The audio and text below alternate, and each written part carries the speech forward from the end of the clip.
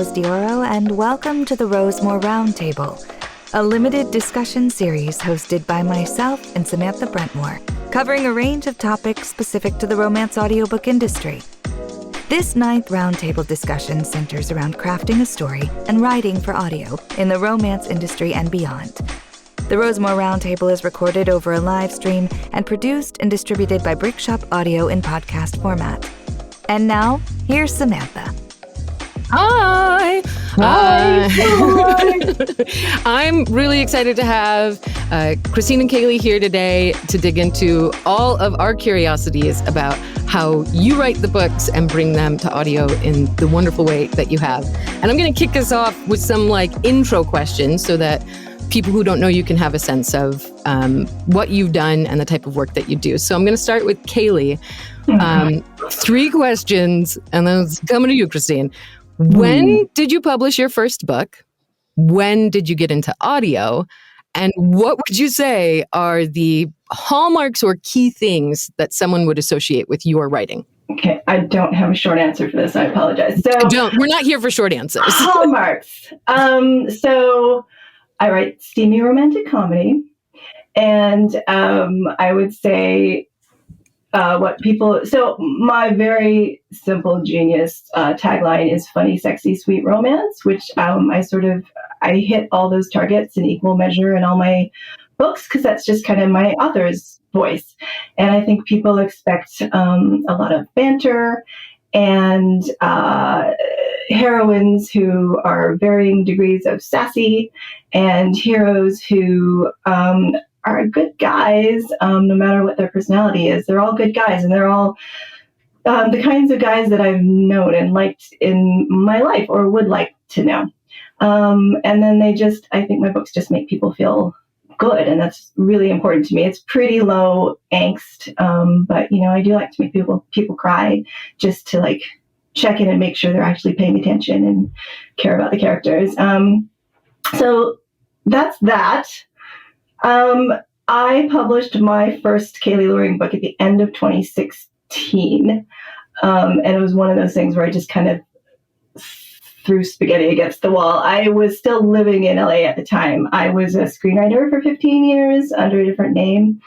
And I had come to the end of a career that was super mediocre. I was very, very lucky to last 15 years. None of the scripts I was paid for were ever produced into movies, and I was totally fine with that because I just liked writing dialogue and creating characters. And I just kind of coasted along, going to meetings and being charming, and people would give me money sometimes. And I lasted 3 times longer than most people who have that type of career. So, but I got to a point where I was like, you know what? This is dead. Moving on. So what's next? And I had a friend that I had encouraged to write erotica back in 2012 or something like that, when it was first, self-publishing romance and erotica was kind of a big thing. We call it the gold rush years now. And she did very well. She had no business sense, even less than me. And she made good money. And things had changed by 2016, but I was like, well, I guess this is it. And funnily enough, I hated writing romantic comedies as a screenwriter because they're just the most boring, just kind of puzzle pieces of a screenplay. Sure. And so I took an unfinished script of mine called The Vacation, and it was very ensemble-y, and it really should have been a TV show, but I didn't want to write for TV. So anyways, I novelized it, and I added some sex, and at that point I had read maybe 2 self-published contemporary romance novels, and I was like, I got it. And so, I wrote it really quickly, and I published it, and it was at the tail end of 26. It was the tail end of the gold rush period, and I didn't know what I was doing. I still got enough downloads and decent reviews, and I was like, okay, I can do this. But I also knew that I couldn't start a whole new career selling books for 99 cents while living in Los Angeles and paying $12,000 for my property tax alone. So I spent the whole rest of the next year transitioning. I live in the Pacific Northwest now, where it's more affordable and it's very quiet. And at the end of 2017 was when I started full-time publishing. And again, I I just novelized an unfinished screenplay for my next book too, and it wasn't as good. But my plan, my grand business plan, was I was very lucky because I actually made a nice nest egg when I sold my house in LA, and so I wasn't like desperate to, publish a whole bunch of books and make money. And I sort of was like, well, I'm just going to write what I want to write, and I'm going to publish these books every couple of months, and I'm going to figure shit out as I go. And I planned by my 10th book, I would start doing all the stuff that you're supposed to do, like hiring an editor and a cover designer and being on social media and having a newsletter and all that stuff. And then what happened was, like, book 5, I think it was, or maybe 6, I wrote this book called Cocky Nerd, and it did well, and it had, popular tropes, and I just went on to write the next one. And then I got a message from Thelina Hawkins one day telling me I had to change it to sexy, or she said I had to change the title. So Cockygate happened, and there was this little, it was a big scandal at the time, and I found myself, I wasn't in the center of it, but I found myself a part of it because I just, I grew up in Canada. So she asked me to do that. I was like, okay, I'll do it. And I just changed the title with, no fuss. And I had a Facebook page at the time. I didn't even have like the app on my phone. And all of a sudden I started getting all these emails that people were following me, and I could see all these people downloading Sexy Nerd. And I was just getting all this support from people I didn't know just because they hated Thelina Hawkins, and I changed the title of my book. And so one of my books kind of just had this very unexpected notoriety, and I didn't take advantage of it. But a couple months later, I think possibly because of Cockygate, someone from Tantor, first an agent approached me and wanted to, she thought that Sexy Nerd would make a good audiobook and that she could shop it around and get a deal. And I eventually signed with her and didn't hear from her again. And then somebody from Tantor directly came to me through Facebook, and they wanted to publish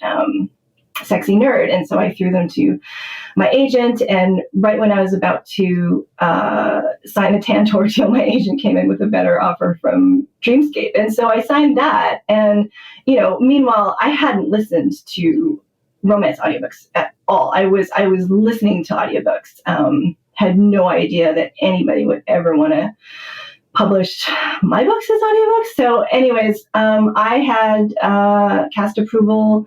The first pair of actors that Dreamscape sent me included Mackenzie Cartwright, and I knew right away from listening to her samples that I liked her voice. I liked, her energy. And a few months later, it came out, and I was totally blown away. I was very nervous that it might not be funny.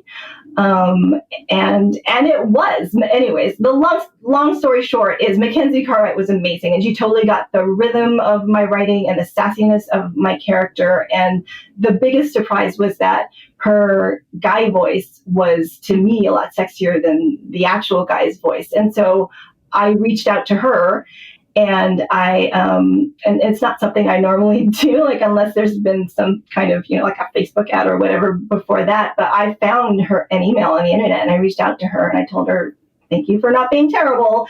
And she was like, love those emails. And she was like, look forward to working with you again soon, winky face. And at that point, I had no idea how to do another book. But then the next book that came out, which is my 9th book, actually was kind of a sleeper hit as an ebook. And I contacted her, and I was like, I think I can do this as an ebook, and I probably have to hire a producer because I have no idea who the guy should be. And she basically acted like a producer without calling herself a producer. And I didn't realize until years later that she actually produced my first books. And, she never asked for a fee. So anyways, that's that. That's how I got into it. It's because of, because of a gesture from Tantor and the fate of an agent getting another offer from Dreamscape, and then me reaching out to Mackenzie and loving Mackenzie. That's how I ultimately got into audiobooks. Amazing. There's so much that you laid out there that I can't wait to dig into Yeah. a little bit later, specifically. Yeah. Like you really laid the groundwork for a lot of things that we want to talk about. Yeah. And let me just say, as an actor, I love an agent and a manager who contacts you and then goes silent. It's like, I'm going to make your career, kid. And then it's like crickets. You're like, thanks. That's just kind of standard. And well, the part that I left out was that I first sent, I emailed about Come Back to Bed to the agent. I was like, look, I have this book that's doing really well, and I think it would be a good audiobook. Didn't hear from them. So it's like, if I had gotten a response from the agent, then I probably would have sold the rights, and it would have, my audiobook career would have gone a different way. This was why I got into self-publishing. So yeah, amazing. Okay. Pivoting to you, Christine, when did you publish your first book, and when did you get into audio, and what would you say are some of the hallmarks or key things that people associate with that was you the last, because of course I'm writing the questions down, because there was no way I could remember 3 whole questions. That is like, I know, too many, sorry. When I'm writing something, it's like scallions and a lime, and my husband says, oh, can you get milk? It's like, okay, that's 3 things. Too many. Like, no, I can't. No, around the corner. That's all the way around the corner. 3 things. Okay, so I first published as C.D. Reiss in 2013, January. Gold rush. And it happened to hit a bunch of nerves. Did really well. It was so on trend. I had no idea how on trend this thing was. I was just writing a book. And the audio I didn't do till 2015. And I thought it was longer. I thought that I spent years kind of not doing it, but really it was only 2 years. And so then I did the first one that was on trend. It did really well. They got nominated for 2 Audie Awards. Amazing. Was that Marriage Games? Huh? Was that Marriage Games? No, because it didn't win, and that pissed me off. Now I like the girl that won, but I was like, no. Did they split the vote because 2 of my 2 books in the same series were nominated? Did they split the vote? Like, I don't know. It doesn't matter. I was like, so then I wrote Marriage Games, and that won. So that's fine. But I did that. Like, I'm doing this. This is what I'm doing right now. Did you start out self-publishing, or did you sell the rights ever? Never. No. I sold the audio rights to a couple of things. And it's okay. I don't like it so much. I could change my mind for the right publisher, but I have not met the right publisher yet. Hallmarks. Oh, I don't know, Samantha. What are the hallmarks? I've done 2 now. Gosh. You know what? You're only going to say nice things. This is not what I'm trying to do. It's true. I'm only going to gush. I know, because you're very sweet. I usually do dual, right? Because it's faster, because it's less organization. If I'm producing myself, there's no duet's harder. So in some cases, when I do duet, I have somebody else produce it. So I have less kind of, actually, it's not that I have less control. It's that I can't abdicate control over things. Like, I'm like, I don't know, you figure it out, because I trust my actors. Like, I really trust my actors. But like, producers want things, you know? Yeah. Anyway, so my hallmarks are laziness, hiring the right people to do the right things. And can I tell, I'm going to tell everybody this. So this is not an answer to the question. This is just me talking fast about Samantha. I didn't know who this lady was. So Erin Mallon had a table reading of her audio play. And Emma Wilder couldn't make it. Emma Wilder is like my favorite. I just want to squish her face. Because her male voices, people have emailed me and said, so who is the male voice on Emma's part? Who is that narrator? I'm like, you think I wouldn't credit him? I said, I will never tell.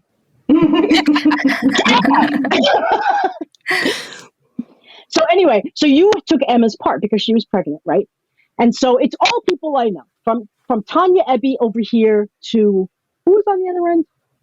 Oh, Andy was here, and there was a lot of people. There's a lot of people. And I know all of them, except for you. And you open your mouth.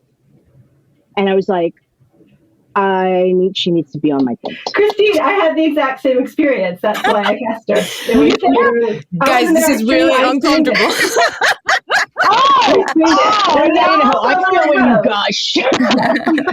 This is what I'm going to go back to your hallmarks of writing, Christine, and your stories, and take this off me, right? Thank you so much. This is a wonderful, beautiful compliment. Okay, something that sticks out to me about your writing is that while dark things happen in your book, I wouldn't necessarily say that there are very dark themes. And I think that you have very character-driven stories in the contexts of like, you know, some stabby-stab mafia men and certain things happening like that. But there's really, in my experience, the focus is so much about being really character-driven and giving those characters really fleshed out clear arcs and drives and fears and desires in the context of kind of dark things happening around them. I haven't read the whole, No, please, don't read the canon. But it's really, even from the beginning of this, I said, no matter what happens, and this is from 2013, I said, no matter what happens, love drives the bus. Mm. Love motivates. If there's a murder, it's for love of, if not the main character, because in the beginning, the main character really hasn't shown up. It's love of community. It's love of family. It's love of the world that you're living in.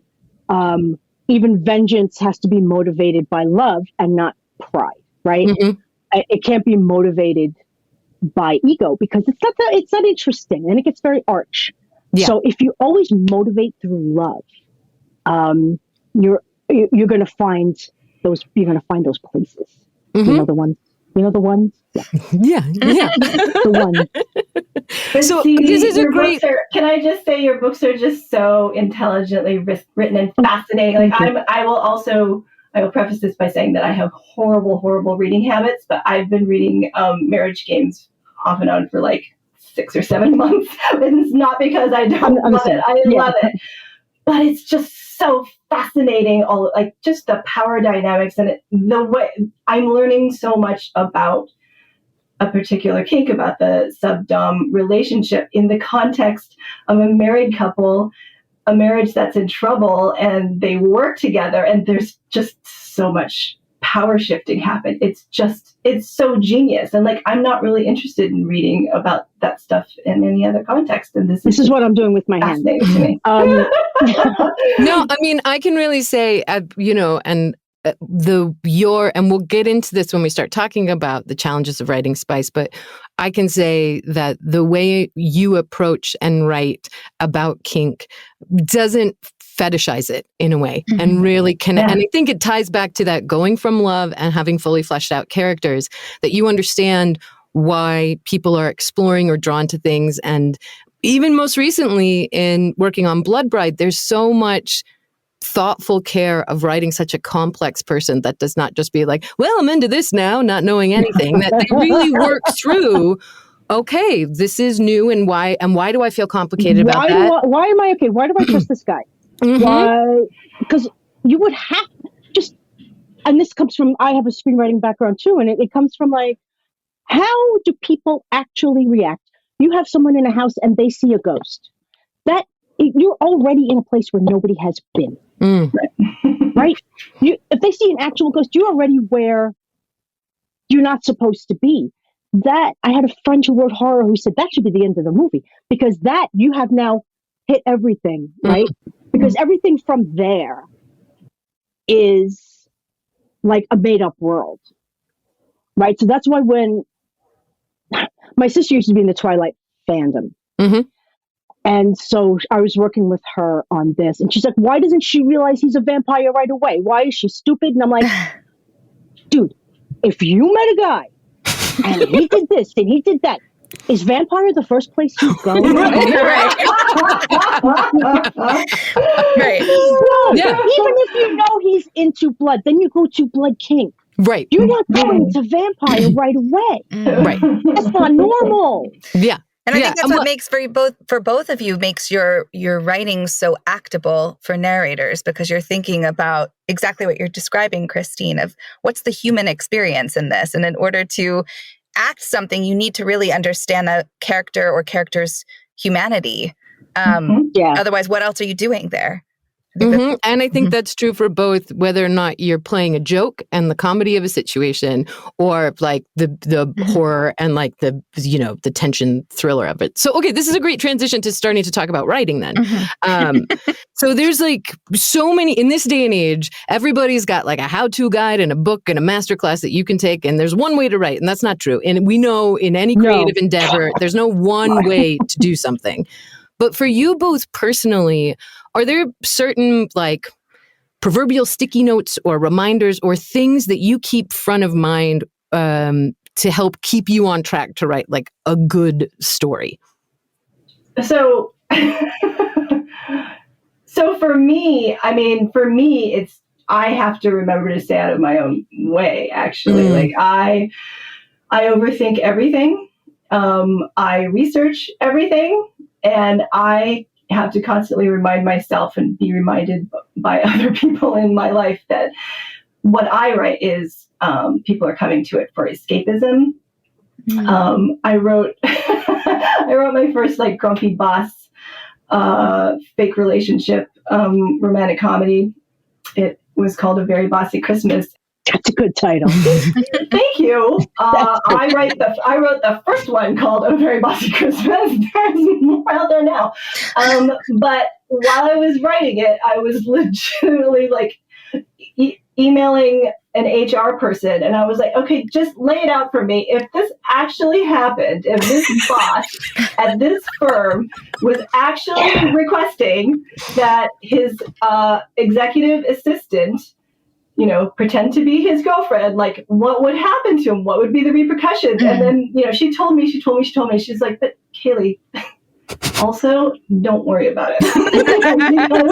because we come to romance for escapism. And I printed out her little note and I kept it on my desk. But you're looking for a third act break. It's not reality. I'm looking for a third act break. No, but this was the beginning. So I worked that in to the story and the character because the guy was a lawyer. And so I had him draw up a contract before for her to agree to, if they should happen to have sex because they're both hot as fuck, she agrees not to, fire him or sue him and blah, blah, blah, blah. And it became a really funny scene that I love, but it all went, I give my neuroses to my characters in a way that, plays out funny and sexy, hopefully. But yeah, I can spend days just researching like stuff like, if I mention a song, I will check several sources to make sure that song actually was out 12 years ago, when the chapter was written, that kind of thing. And like, it's stuff that I don't think is going to trick people up if they're reading the book. Like, people just really want to feel stuff. And that's the thing that I need to sort of remind myself, is that this is about making people feel a certain way, ultimately. So that's for me. I don't know how helpful that is for other authors, but like, I need to get out of your own way. Yeah. Yeah, that's it. What about you, Christine? So I went to USC Film School for screenwriting, and that went nowhere, in case you're asking. But what I learned there, it was the best $50,000 I ever spent. They start with the premise, which is don't be boring. That's it. That's the whole thing. 3 words: don't be boring. And you're like, okay. And then you spend the next 2 years, 2 or 3 years or whatever, it's a master's degree. You learn how to not be boring. And, it took me 10 years to figure out how to actually implement that. But it's when I find it's getting slow, or when someone gives me a note that it's slow here, that doesn't mean that it's slow there. It means it's slow in the sequence before. Right? It means that I don't know what I'm worried about. This could be the best banter in the world. There could be some, incredibly vivid act of violence that is absolutely interesting. But if we don't know what the character is hoping to get out of it, and it's like you have to keep track of moving, what the secondary character is hoping to get, what they're afraid of losing, and what the audience is afraid that they're losing, or what the audience hopes they'll get, which are sometimes two different things. You end up with like, you end up with, I don't care. I don't know why I'm here. And so because I'm a pantser, another reason I couldn't make it in this town is I can't outline for shit. But I reverse outline. A lot of pantsers do this. I didn't invent it. And that's where I'll also find like, oh, I don't know what we answered this question in this chapter, and 2 chapters later, there's no new question. Yeah. There's no new thing that's driving. Yes, she's in the house and she's finding things out, but what? So that's really how I approach the story. They call it, my old teacher called it tasting the soup. You got to taste the soup. And so you have to kind of experience that scene as a reader. So you have to like have this fucking clean mind. I got nothing. Right? Sure, I'm good at that. What? I'm doing the annotations for the submission series for my Kickstarter. And so I'm doing the digital annotations. I'll be done in a second, but this is funny. The annotations are always like, I wrote this? Did I write this? I have no recollection of this at all. I forget everything. Anyway. I think that's true though for a lot of creatives, because for me as a narrator, there are times that like when I get pickups or I'll go back and like listen to things, and it's like almost like I was in, and I think it's sometimes almost good that almost like it feels like I was in a fugue state, and it was just and it just happens, and you go back and go, wow, like that's what I did there. Okay, so yeah, I think that's a common feeling for a lot of creatives. So if you're in it like that, how do you know when you've hit on a good story, when you're on the right track? If you have, Kayley, you were describing what sounded like a trap for you is getting into your own head about something. How do you find the space to kind of step outside of it and say, oh, I've really got something here, and keep going with it? If I make myself cry when I'm reading it at a certain point, then I know that I know other people are going to. I know that the characters are absolutely real for me. And that's really what's important. And I mean, honestly, we're not talking about the spice yet, but it's like, if I'm getting turned on, then I know that other people are going to. It's all that stuff. And, sometimes I make myself laugh, but mostly I don't. Like, that's just, mostly I'm writing, mostly the stuff that I think is very, very serious, because it's always serious for the characters, is it's not funny to me, but it's funny to other people, So, yeah. What about you, Christine? I was thinking about her this way. She was talking about not laughing, and so I got a little like into my own head for a second. What was the question? I was curious how you know it, sort of through this process you were describing, and for you it sounds like you're really deeply in it and sort of picking apart the character's experience and getting inside their head pretty deeply. How do you know when you're on the right track with what you're writing? Do you zoom out a little bit? I have no idea. No idea. No. That's fair. No clue. And if I built more time into my schedule, I would have more people read before I publish. But it's just been since COVID, it's been like a tough, I don't write as fast. So yeah, I mean, I know when it's boring. I know when it's boring. When I don't want to write it, and I'm like, oh, I don't want to write the scene. Oh, well, maybe the scene is a problem. Maybe I'm not the problem. Maybe the scene is the problem. But otherwise, sorry. No, don't be. Sometimes it's better to just know when you're on the wrong track than anything else. Yeah, that's what I got. Wrong track. A lot of wrong track. So we've touched on this a little bit, but one of the things about genre fiction, any genre, right, are tropes themselves. We watch certain movies and things because we come and we expect these certain tropes. So for you guys in your writing process, what place did tropes have in your writing? Did they help? Did they hinder? Yeah. Oh, they have to help for a rom-com, especially. I think I actually start with the tropes when I'm coming up with a story. And I did that thing where I recently started adding, like a subtitle on Amazon where it just lists out the tropes, because romance readers are trope shopping a lot now. So it helps the algorithms. But I just there's only like maybe 2 books I did where I didn't start with the tropes, and it's harder to sell. I don't know what I'm selling people. Like I can say, oh, it's written funny and there's a hot guy, but no, she's absolutely, that's the way to do it. That is the way. I can't do it that way. I fail every time. No, I did my Crown series is all trope based. Those are billionaires. Yeah, the billionaires. It's fine. I had fun. I enjoyed writing them. I don't like it. What do you not like about it? Does it feel constricting? Does it feel... I don't know.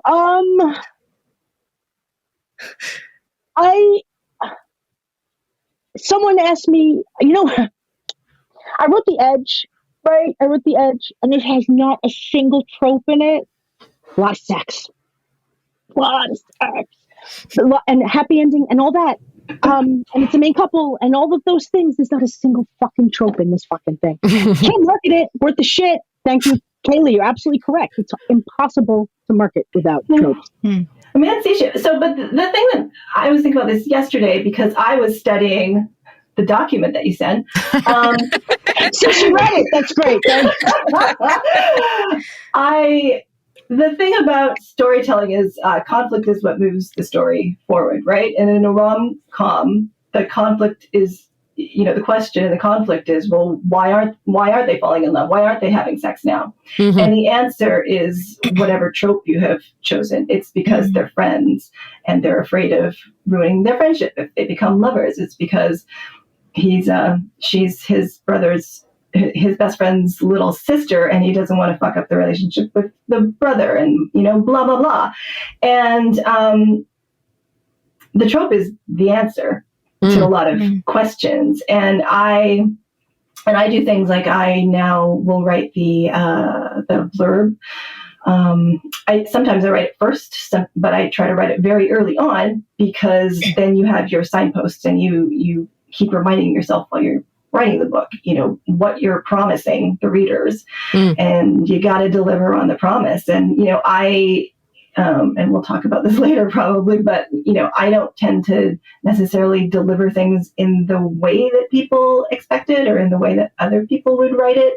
But I'm still, I'm not going to say this is totally a fake relationship story if there's only some fake relationship in there. But like for the billionaires back, it just kind of felt like we had to add in a fake relationship moment just to prolong the story, really. and we did it, and we made a twist, which I won't get into, but there was a twist on it that I was proud of, because it felt integral to the story and to her character and her not being able to open her heart to him yet, kind of thing. So it's not like I don't use them in a superficial way. Right. But to me, they are very helpful. It sounds like you're describing like that some people are looking for more of a rigidity with their tropes, and you're using it kind of as a guidepost and expanding on that a little bit. Yeah, I don't know if I'm expanding on it, but I don't know. It's just in my nature to not do what I've seen everyone else do in their books. Sure. And again, that's one of those things I know readers don't care. Readers are perfectly happy to read the same thing over and over again for the most part. But, right. I want to like it. Well, and this is why I love having you both here, because I think that this is kind of to the earlier point about creativity, that sometimes that those guideposts can be really freeing, particularly for the type of subgenre that you're writing, Kayley, whereas it can feel really restrictive for somebody like you, Christine, and the types of stories that you're telling, and the way that you write a story from this kind of pantser, I'm in it perspective. So if a trope or a microtrope pops up, great. But that for you to have that as a directive feels like tough. It doesn't work for me. Like when you say like I have to have a a scene with one bed or whatever, which I think is a great micro trope. Love it. I can't. I have a hard time. But, what I did with Blood Bride was I started typing out the tropes as I was writing. I was like, oh, this is a single dad trope. Right? Yeah. a twisty one. Right? A twisty right? twist ones. Yeah. Sorry, right? Turned it on its head a little bit. Yeah. I'll allow it. Look. He is single and he is a dad. So and he's 500 years old, and so is his son. He's an old dad. Age gap? Oh, good. You got age gap? Oh, I wrote it. Oh. What is a vampire book if not age gap? There can only be age gap if they're hundreds of years old. Yeah. But I do think, somebody in the comments just mentioned this, and I think it speaks to exactly what you both are saying, which is that if you put in a trope for just the sake of a trope, just to sell a book, and you don't connect it to the story, then it does fall flat. And I do think even readers that are going because they can't get enough, friends to lovers, sniff that out. Readers are really intelligent, and I think appreciate that it's like, well, look, it's just like cooking, right? Like you love potatoes, but you're doing something a little bit different with potatoes. Great. Yeah. Yeah. But Christine, have you gotten any pushback on, it sounds like, you have written with tropes in mind, but predominantly you're not doing that. Do you get pushback on that from your readers? Ever? No, but they are very different readers. And that's, my readers come back to me, but it's a different subset. Like I don't know.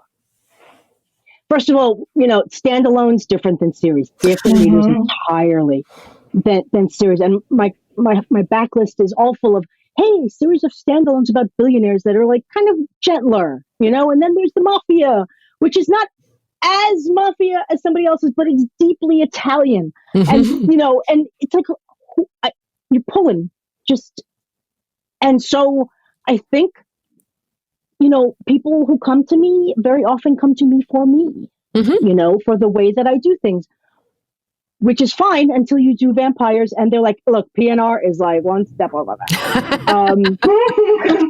But wait till they meet these vampires. Which is like my greatest fear in the world, but that's okay. We're fine. We're fine. More than fine in my book. Do you think that there's things that you guys with these tropes, or not these tropes, but in the certain kind of subgenres that you write, that you can explore that you couldn't elsewhere in another subgenre? I'm exploring neuroses more than anything, and resistance in a funny way. And there's like just so many different ways that I can express why someone is going to resist wanting to date someone who might be totally perfect for them, but they're also total assholes for making you feel stuff, it's just a never ending. I have so many stories to tell about not wanting to get into a relationship with someone. That's another hallmark, I guess, is like most of my stories are he falls first. And that's what was weird about The Billionaires back. It was the first time I wrote in the first chapter, the girl was so hung up on him. And it was very, very painful for me to write, because that's not usually how I live my life, but I loved it. And I felt like, that chapter was probably the best thing I'd written up until then, because I got so sucked in writing it. And that was when I was crying. I was making myself cry with the first chapter. And I was like, yeah, this isn't going to work. But then I had to twist it. And it was like, okay, well, I'm not going to feel this way ever again, because I know how much he can make me feel. So I'm just going to push him away. And then it became the usual Kayley Loring book where it's like, sass, sass, sass, sass, sass. And then, oh, okay, no more sass. Let's have sex. Or have sassy sex. There's a lot of sassy sex to be had as well. What was the question? Yeah, I can explore sassy sex. That neuroses, like you take that neuroses in a different subgenre, and you can't really unpack it and explore it with care in the same way that you can within a romantic comedy. What about for you, Christine? Are there certain things that you can uniquely explore in the undefinable subgenre that you write in? Yeah, I mean, does one become amoral when one becomes immortal? Is our morality coming from a place of a temporal place where we know that we're going to be dead at some point, so we have X amount of time? Would you actually be a decent person if you knew you were never going to die? Mm-hmm. I bet I could try to explore that in a rom-com, but I'm not going to. That's really a challenge. So digging a little bit more down into more specifics about writing, you guys both talk about this screenwriting background that you have. So I feel like it's really going to speak to the answer to our curiosity in question. But one of the things that I do feel like are hallmarks for both of your writing is great dialogue. So is that something that you both felt that that was always natural? Was that something that you really honed in your screenwriting backgrounds? Is it still a challenge? Am I just delusional being like, no, dialogue is still so hard? I think dialogue is the easiest part, really. For me, like, I was only interested in writing dialogue and creating characters when I wrote screenplays. And, you have to learn subtext and how to tell a story, how to convey a character's intentions and motivations through dialogue somehow. And the thing I had to really learn with novels was, that I had the freedom to explain what was going on in people's heads. It was such a new thing. And then I kind of like leaned into it probably a little bit too much because, like I said, I get stuck in my head a lot. And so now my characters do too. And for me, I mostly have to make sure that I get into the dialogue, into the conversations faster, because sometimes there's like an entire page of the character thinking about what they're going to say or what they're seeing before they actually say something. And then it can become a really long, nice back and forth banter. But I feel like I need to pull back from the internal monologues a little bit sometimes. Mm-hmm. I think what screenwriting did for me was my descriptions are very terse. Mm-hmm. I don't, like, I'll give you if I can't get the room or the area or the whatever in like 2 sentences, I'm like, just like, cut it. Because if you just give like a few specific things, like specificity is everything. A few specific things about that place or about that person. I don't describe how people look because for me, it's boring to write. There's no, yes, he has rock hard abs, like whatever. But unless it's her reaction to a certain thing that makes him special or different or specific, and that's the same thing with screenwriting, like, because you don't know who the actor is going to be. Who's the actor? You don't know. Dark hair, light hair, it doesn't matter. Unless it's important to the story, you leave it out. And you just leave it to the set designer. Except you need a clock. You need a clock here, and that's what the clock looks like, and it's over there. That's it. So that I took away is that any more than that just bores me writing it. Yeah. And has dialogue always, like, then being able to not be in conflict with being like, okay, we're specific, we're succinct in our descriptions. So then a bulk of the writing is then that dialogue and banter. And has that dialogue been easy for you, or is that? So going through the submission series, which is the first one I wrote, you can see my ease with dialogue, my facility with dialogue, on and on, that just right.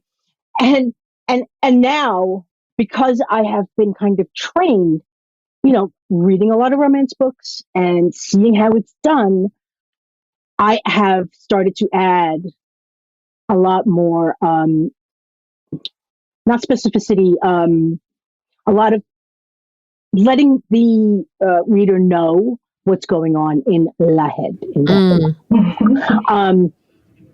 And that seems to be the preferred method, because I want my readers to be happy. I want to give them what they want, and it's not going to skin off my back to do that. So there's less subtextual clues, and it's more straightforward. Yeah. That's it.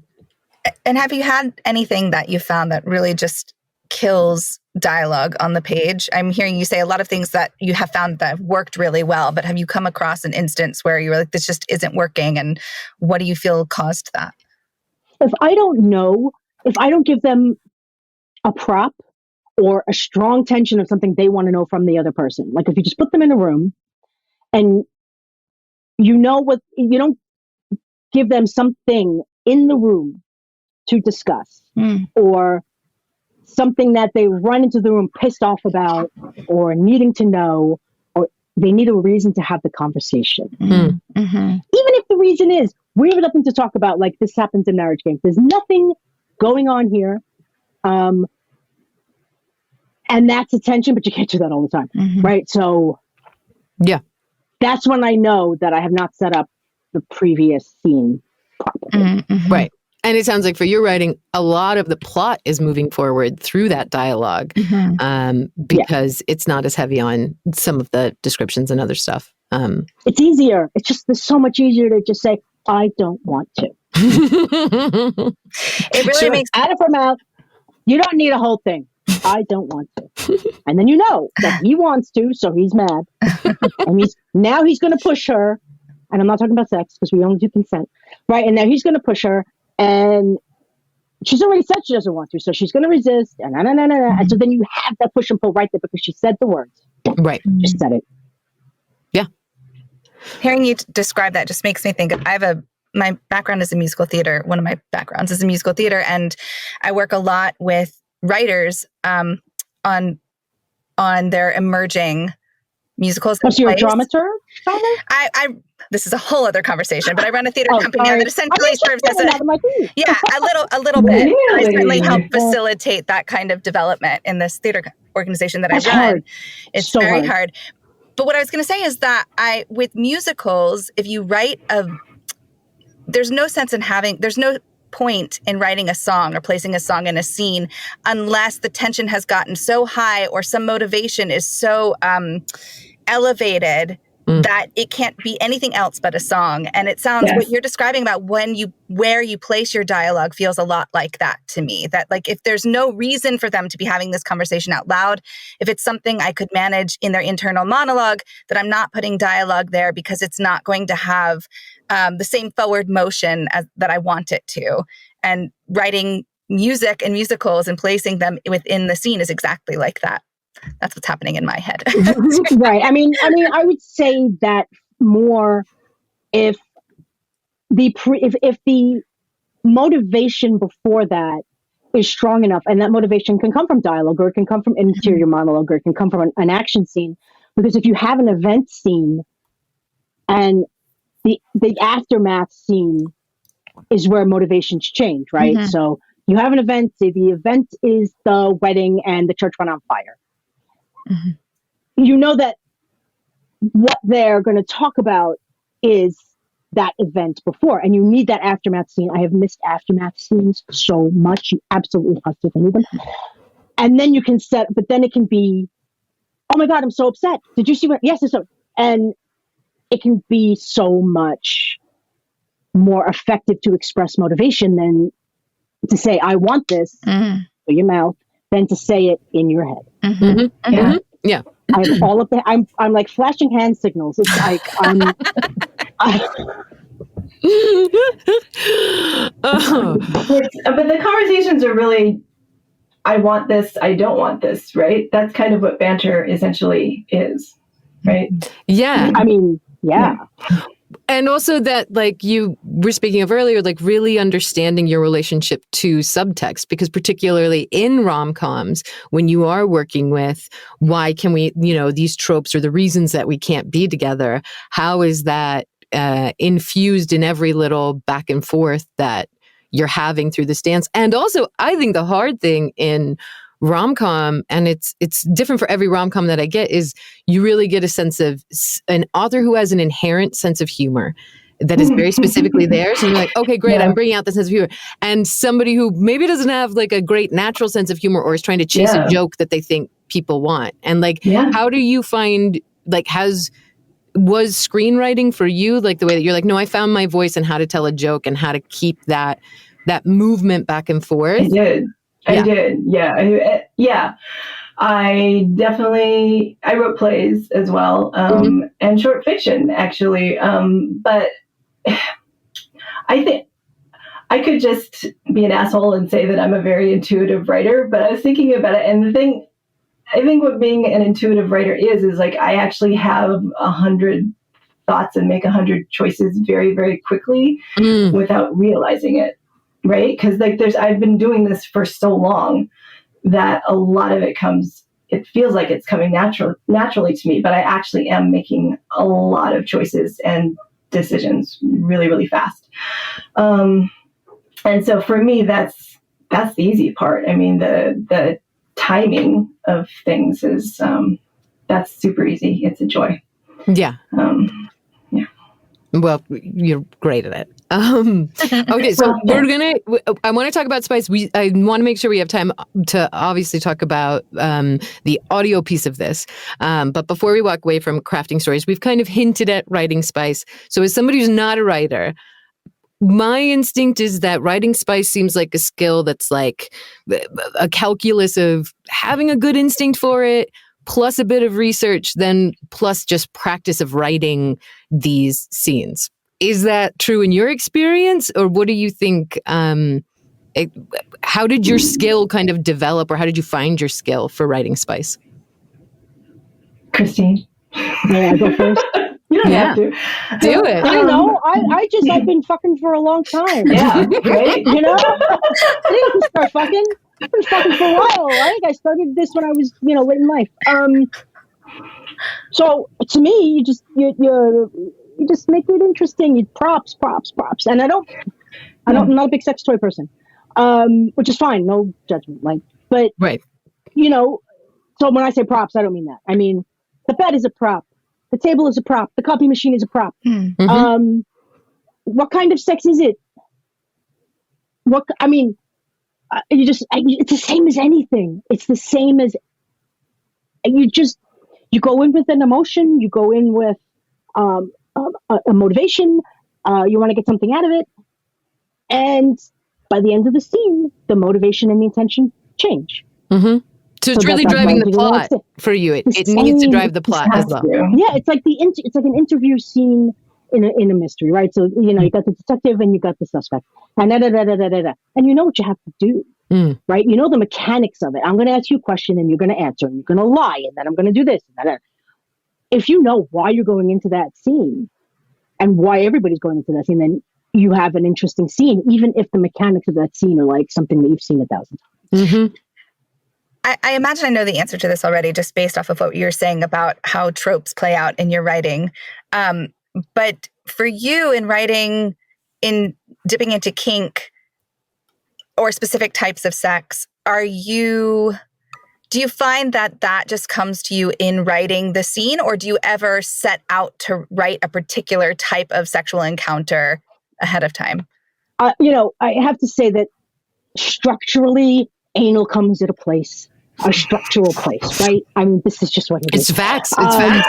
Christine, it's facts. You speak the truth. Yeah, you can't. In real life and on the page. Yeah. You gotta earn the butthole. Yeah. There's a reason, there's a point. You can't put it in the middle. It's just not working. Mm-hmm. Okay, but that's not a kink, honestly. Right. So when people would say, good people, my people, say, look, we want more Jonathan and Monica. Look, I want more Jonathan and Monica too. But it's not that I have explored all of their kinks, because they're my kinkiest couple and the marriage games couple. It's that I don't have anything else to say about the power dynamic between them. Mm. I have said everything that I need to say about that power dynamic. And so it's less about exploring certain kinks and more about exploring a power dynamic. Mm-hmm. Yeah. Well, and it makes sense for so much of what you're saying of where you don't set out to use a kink or use a trope. You're really kind of fleshing out these characters, and then those characters in that situation, where are they going to go and what story needs to be told through dialogue or through sex, or is she going to push and pull? Is this a moment where she has to let go? And then, well, what's the let go kink? Mm-hmm, mm-hmm. You know, what is he going to do to facilitate her letting go? Or is he going to resist her trying to take some power? Or, you know, how do those two things relate? And then there are things in the room that, you know. Yeah, they're props. Kayley, what about for you? Like, spice in rom-coms is a great tension breaker, right? We've been dancing around this all the time. So often. What's your relationship to writing spice and how it comes in your books? So in the beginning, I was writing sex as I had experienced it. And so this is definitely TMI, but here goes. So I've been divorced for quite a while, but my ex-husband, it wasn't a good marriage. Fantastic sex and a lot of it. And so for a long time, I was just writing about the kind of sex I had with my ex-husband. And I don't read reviews on Amazon anymore, but I remember seeing a review of a book. I think it was Come Back to Bed, which was my 9th book. And the criticism was that the sex was kind of over the top. And she said, I mean, oh my God, they had sex in 3 different positions the first time they had sex. And I was like, oh, what did you say? Oh my God. What kind of life are you having, right? Yeah, it's okay, take the story. Oh my God. But I then realized in the context of storytelling in romance, I could pace myself better. Because the first time a man and a woman have sex in one of my books, it doesn't have to be about the sex. It's really about the choice that they're now having sex. And it's, again, going to be defined by what kind of trope I've set up, which means what kind of energy dynamic they have. So like if it's enemies to lovers, you just want it hard and fast, right? And it's going to be fun. And if it's friends to lovers, it's really just about a transition in the way that they're seeing each other. And so it's a little bit lovely, but also hot. So there's that. And so there's like, I don't write about buttholes, but I don't write about buttholes either, unless he really has a hard first sex. I have a strict no butt stuff policy in my books, and I joke about it a lot in the books too. But there's like certain things that, you know, there's certain marks that you want to hit, and you're like, okay, well, is it more interesting from the guy's POV or the girl's POV? And you think in terms of like, is this dual or is it duet? Because you have a lot more freedom if it's duet too. So there's those choices. But I would say that I have been much more conscious lately. It's much more important to me now to write about the experience of these people having sex in the context of the relationship they have, like where they are in their relationship. And it's also, it gets harder every time because I have that thing where like, I don't want to write the same sex scene over and over again in the same book or from book to book or what anybody else has been writing. And so I'm at like, I'm way over 20 now, way over 20 books, and it gets daunting. But again, you just throw in different character dynamics and different locations, and one day a butt, probably. I don't know. Well, it's all about timing. As Christine told us, you know, the butt's going to find you. Good, because I can't find mine. I'm really curious to hear, because you mentioned writing in dual, if it's the male POV or the female POV, if you're writing MF. I'm curious to know a little bit more about how I know it's probably different for every author, but how do you make that choice? How does that come to you? I don't think I realize, I don't think, because I don't listen to that many audiobooks, I'm an eyeball reader. I didn't realize that putting a sex scene in the male POV during duel doesn't really work. Look, You ever heard Samantha Brentmore voice a guy? Yeah. You listen to yourself. You know what I mean? It is, I don't know if female narrators are just more skilled. I suspect that may be the case. But they don't seem to have as much problem going low. Yeah. But the men going high, I think it's harder. It must be harder. Yeah. Right? It is hard for them not to sound too effeminate. It's easy to dip into falsetto in a way that doesn't feel... I thought falsetto was higher. Is falsetto lower too? You know, I'm saying that guys, I think, like try some men pop themselves up so high. Yeah. You're like, well, I mean, Minnie Mouse does exist, but yeah. So I have learned the hard way that sex scenes, when they're in duel, are happier places when they're from the women's POV. That's interesting. I am very aware that listeners want to hear certain things from the male POV. And I take that into consideration.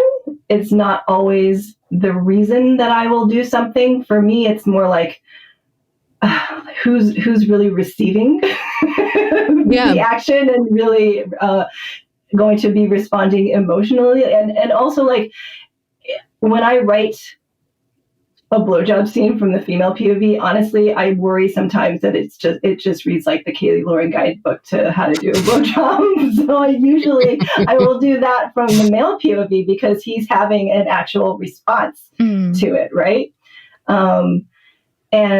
But I do think from the first time they have sex, it's almost always the woman's POV because she's thinking about more things than the guy is. The guy just wants to go in, that's it.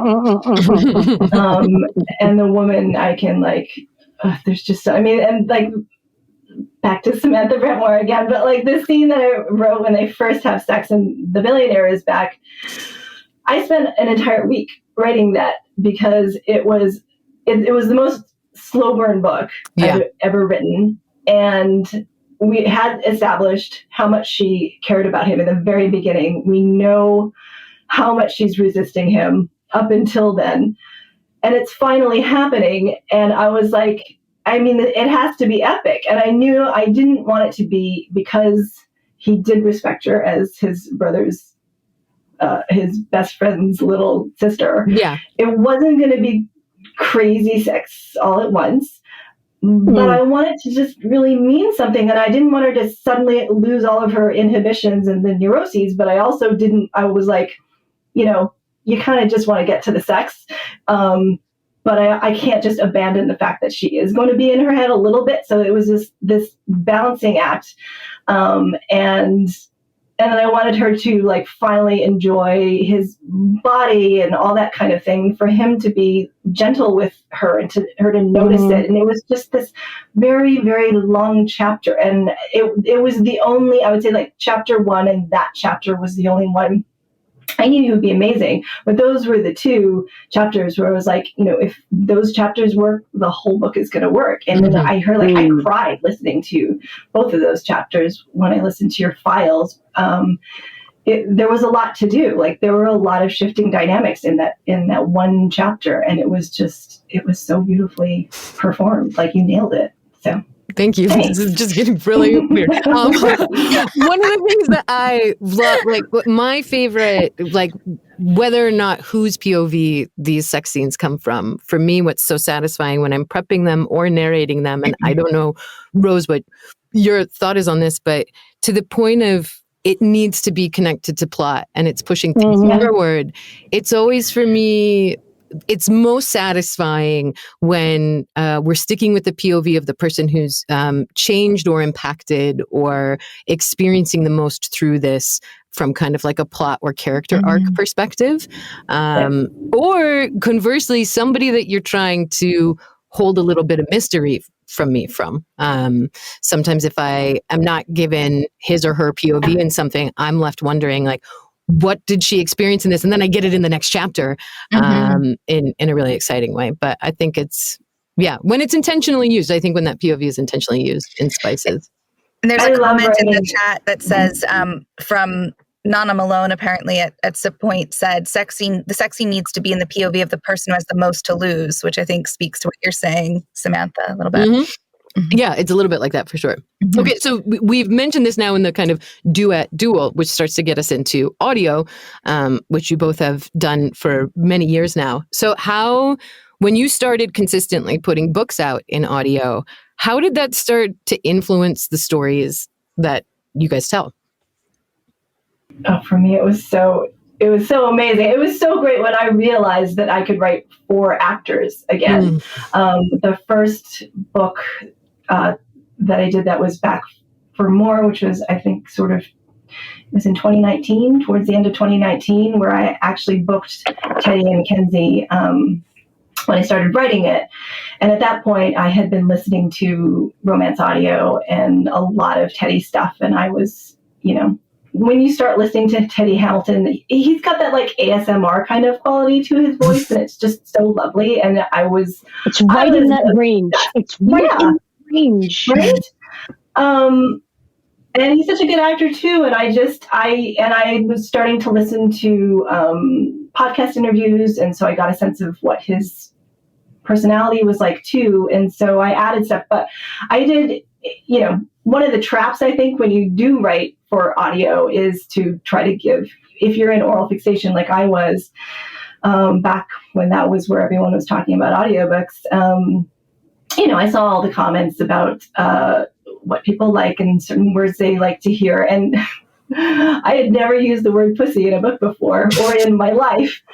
Teddy Hamilton says the word pussy in a very specific way. Like he has this weird Teddy Hamilton accent that doesn't make sense because he grew up in like Southern California, right? And he sounds like he's from, I don't know, the hills of Colorado. I don't but I wanted him to say pussy in one of my books, and so I wrote in pussy. And I wanted him to hear him say a lot of things, and it just became like, oh, I want to hear Teddy say this, I want to hear him say that. But within the bounds of the story and the character. But yes, that was when I did start. It became much more balanced in terms of. I always wrote dual, but I think I used to be more heavy on the female POV chapters, and it became more back and forth. So that's one thing.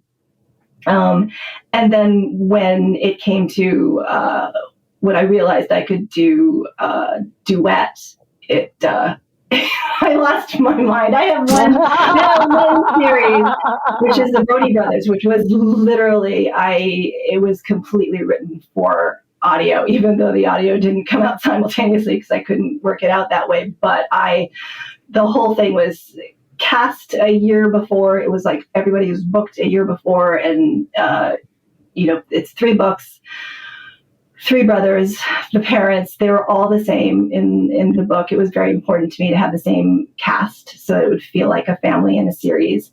And then there were 7 actors in the last 2 books, and it was a huge production, and I got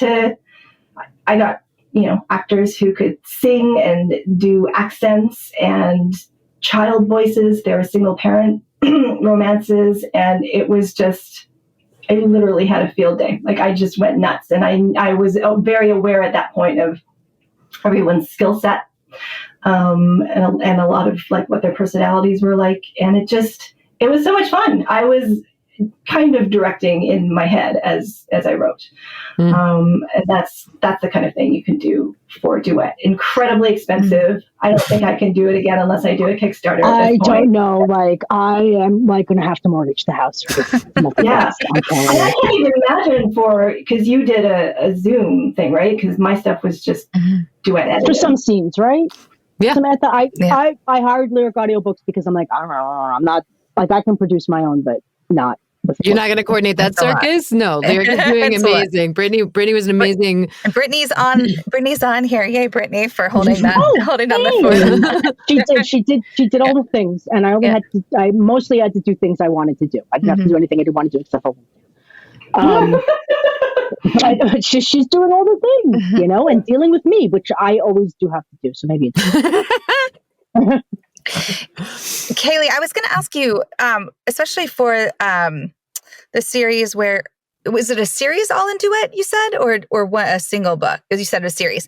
Does that script look different than your dual narration? And how vastly different does it look from the book if people are eyeball reading it, if at all?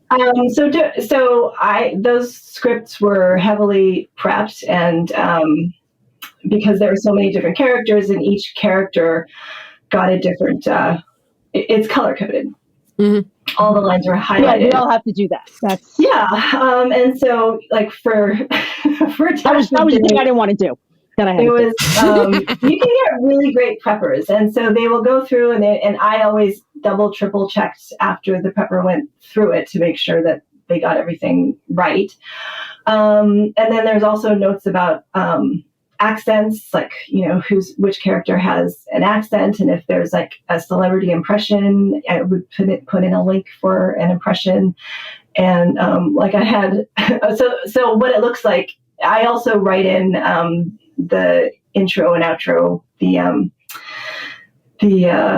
credits, because I have this thing where there's like a special little surprise thing at the end credits for all my books now, and so I write that into the script. That's not in the ebook. But other than that, aside from all the highlights and everything, pretty much the same. ebook and the paperback don't have that. But yes, the multicast scripts are insane, and then they also come with an Excel spreadsheet with a lot of information, and I usually write a character sheet. Last year I was I still have adrenal fatigue, so there's a lot of stuff I can't do, like literally just don't have the energy to do. So Connor produced the last book, and so Sam, I have no idea what he actually did. He told me he wrote Connor is great to work with, and luckily he and I had worked together enough times, so he could. But along the way, he was like, this is okay. Producing is a lot. Okay, I think I got all the things. Are these all the pieces you need? It's like, yeah, bud, we're good. We're good. And Christine, I know with working on Blood Bride, you did a massive amount of work to prepare all of us actors for that I imagine is like I didn't do half of the book. I did not do. There was something that's like, I am not doing this. So I think that a lot of what you saw might have been Brittany. So we got a lot of who stepped up. I'm sure that's the case. And also you were writing, somebody was doing a lot of research on how to pronounce words in Napolitano versus Italian and all of that, which I imagine is different for dual from the author's end. I mean, I know obviously, like, I can speak from personal experience. Some authors are giving us some of that information. Many are not. And I'm curious, obviously a duet, as we're hearing, is a massive undertaking in so many ways and requires a lot of support in a lot of directions. For dual, as you're writing the book, and if you're thinking about the production of it in audio, is that influencing sort of how you are, like, just sort of what does that process look like in terms of like comparing the two? If I wasn't writing if I wasn't thinking about the audio, like, okay, so I write, the last few books taken place in Naples, in the Spanish Quarter of Naples, which is very dense.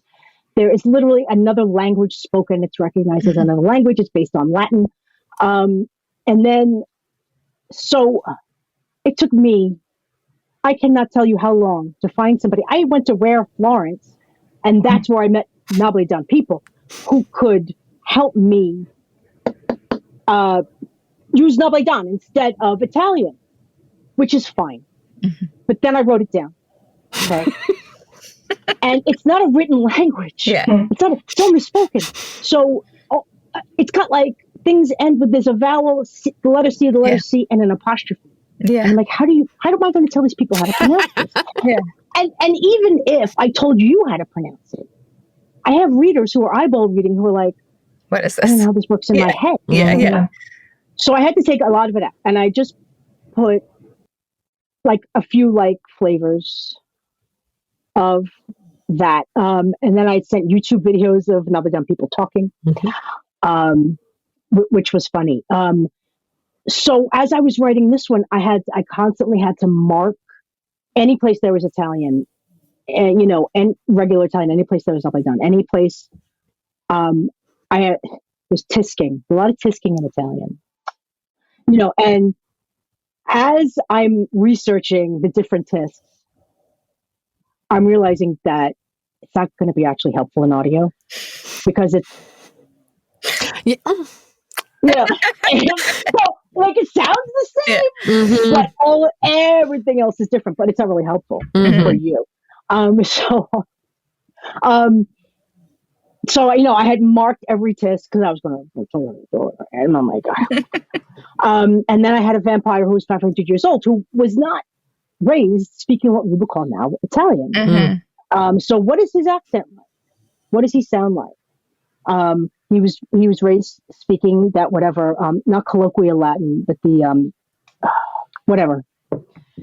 Not the high Latin, the low Latin. Like, and if I know the real fucking difference, but street Latin, if you will. Street Latin. Listen, I'm talking to my boy down here in street Latin. So, it just got really confusing for me, and then of course I sent Brittany the wrong document, so it got confusing for you. I had it all filled out. I'm like, what do you mean you don't know how to pronounce Gargiulo? It's right there. But it wasn't there because I had the wrong document. So that's all the work that you put in that you then sabotage yourself, and end up having to send it at the last minute. Anyway. Yeah. So mine has little markings all over it. So there's little like squiggly lines around things that are production notes, so that Tyler can just go search for that squiggle and find what my production notes are. And then if you guys want to like look for the square brackets, then you can just get all my narrator notes right through there. Yeah. And having done both a duo and a duet for you, one of the things that stands out about your audio scripts as well is the voice of C.D. Reiss on the page of being like, just to be clear, like, let me give you a little bit of, specificity here. And there's not to say that I don't feel incredibly trusted by you, because that's not it.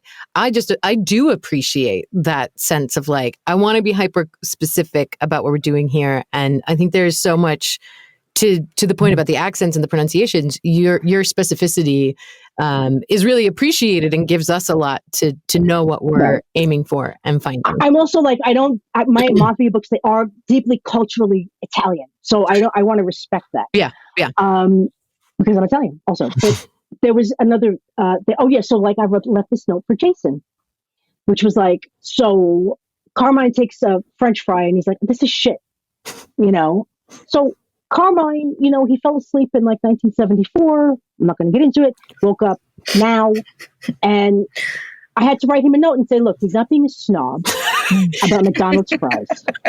Best audio note you could get in a script. It's like a beautiful paragraph. What has changed in French fries? Yeah, and it's like, I was like, you don't understand. They used to be fried in beef tallow. Right? Fries, and McDonald's fries used to be like the whole thing happening in your mouth. And now they're kind of like cardboard. So he's reacting to that. So I wanted to make sure that Jason knew that he wasn't just even though he's a snob, he's the worst. But not about that. That was just the taste difference. So it does sound like as you started putting more books for both of you, whether or not it's dual or duet, that there is a certain level of like creative excitement that comes from being able to write now specifically for voices, and that does change the text a bit, and also knowing that it's going to be done on audio, that also changes kind of the story and certain things, whether or not it's something as minor as like descriptive. I can tell you something, like for me, if I know that it's going to be dual versus duet, like I love writing text conversations. The Brody brothers being multicast has a lot of family text convos, because I know you're going to hear all these different voices and everybody's going to know who's talking, and it's going to be fun.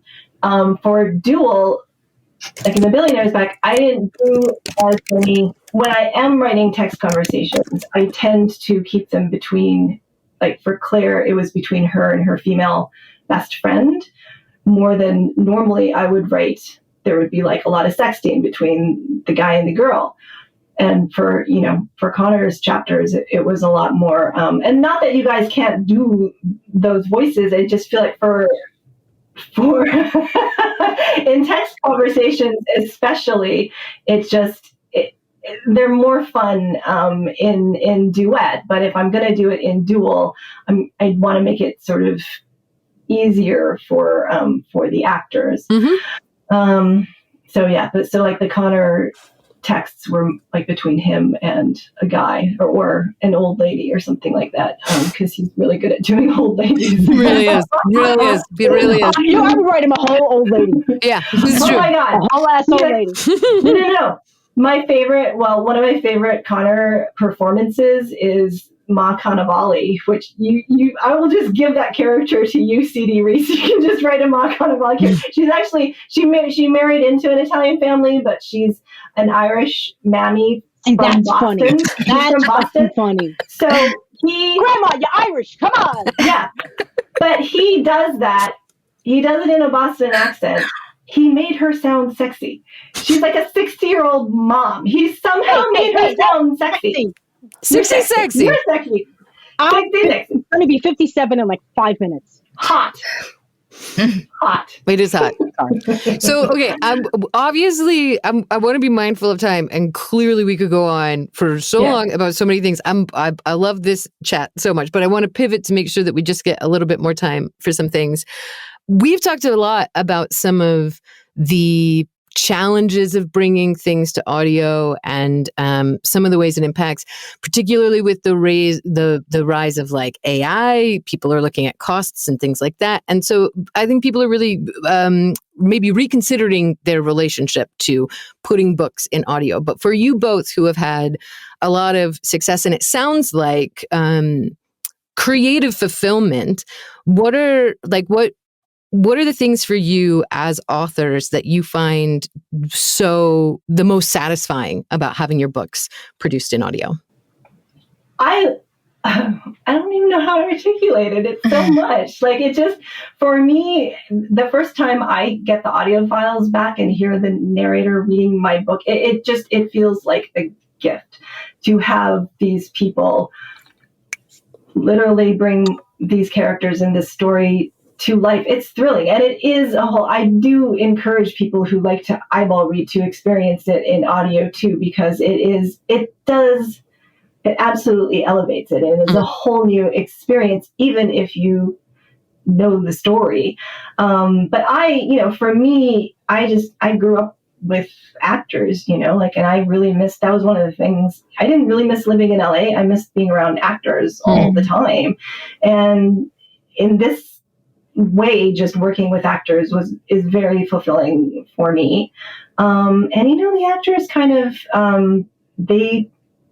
they represent your book in certain worlds in the mind of a lot of listeners, and it's very important. And that's why I'm really careful about who I choose to write in my book. What's a very intimate relationship too, right? To CD's notes in a script of, are you specifically understanding what I'm doing here? You write with Connor. Obviously, Connor has done a lot of your books, but that you found that rhythm of, you get the voice, you represent a lot of, what I'm putting out in the world. And I think those relationships are really special. Any artistic relationship, right? When you find that. Yeah. And I certainly wasn't expecting that going into it, but it's a really nice thing. And it's a great way to make friends. And you do want to trust the narrator. I mean, I trust actors to do their job. And it was so cute that Samantha, Connor told me that you asked for like certain files so that you could hear nobody's ever done that before. And I was like, dude, I hired her because I thought she was awesome and I just wanted her to do her thing. But the fact that did you actually listen to them? Yeah. Well, because I said, I think that rom-coms are so unique, and I'm really wanting to understand where somebody likes their jokes and their sense of humor to kind of sit and land. And what were the files can you say more about what that was that you asked just for? a previous book. I was like, can you send me, some chapters from another book that was another female narrator, just so I can kind of get where you guys land on this stuff. Because, I kind of know Connor's approach, but it's nice to hear like another female narrator doing it as well. Also, if they've played the side characters, so if you've had, because I always change, if it's a series of standalones, I'll change my narrators because I don't want the same narrator for each book. It's two different people. But there are side characters who appear every time. And you want them to be played in a consistent way. Right. What about for you, Christine? Like, what for you are the joys or what's nice about having them on audio? First of all, I love how, people think that acting is just like, you get up in the morning, you say some words, and then you go to dinner. And that's it's not acting. because especially right? You go in the booth and then you just read. Wake up, fart a bit in the booth. You guys are doing the prep. Yeah. Do you know what I mean? Like you, Andy aren't. Rose asked 100 questions through Brittany. Bless you. I love it. I love it when you ask questions. And it's preparation. It's things I didn't think about. There are aspects to this scene or this story or this character or this voice that I hadn't even considered. And so it adds a three-dimensionality to the work that, I'm not saying it wasn't there before, but maybe not three-dimensionality. Maybe just like, it adds to the work. Yeah. It's, I think if it's done really well, maybe this is putting too much on audio, but I think it sort of feels like when you kind of like when Dorothy steps into Technicolor, everything's still the same. The bones are still the same, but there's a vibrancy and there's, and it does require a lot of kind of what Kayley's talking about of somebody, and what you're talking about, somebody who's done the prep is really genuinely trying to connect to what you specifically as an author bring differently. And I think especially for us who are working with so many different narrators or authors and so many different subgenres, that staying present and treating each project, with the care and focus that it needs, does take a bit of work. And it's always so nice when there is an author that's like, ask me the questions, I want to answer them, because that's fun for us to have that relationship. Think of that. Oh, wow, yeah, actually, I love it when someone asks me a question. I'm like, I don't know, actually. So I'm forced to think about things that I hadn't. Okay, so I'm gonna end with a little, I don't know, question. Creative. We've been talking about creativity and so many things. For you both right now, what is something that is creatively inspiring you the most?